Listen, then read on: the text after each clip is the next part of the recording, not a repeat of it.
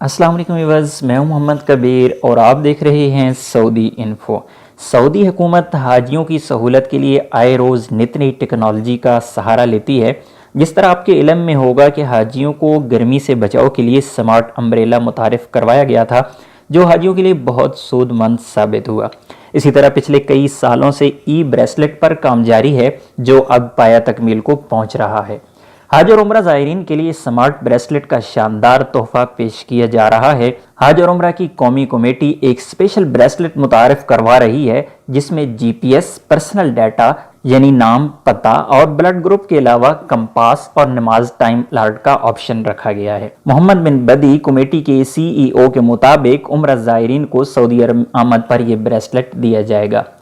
محمد بن بدی کے مطابق اس بریسلٹ کی مدد سے حجاج کرام اپنی رہائش گاہ، ہسپتال اور دیگر اہم مقامات تک بآسانی پہنچ سکیں گے۔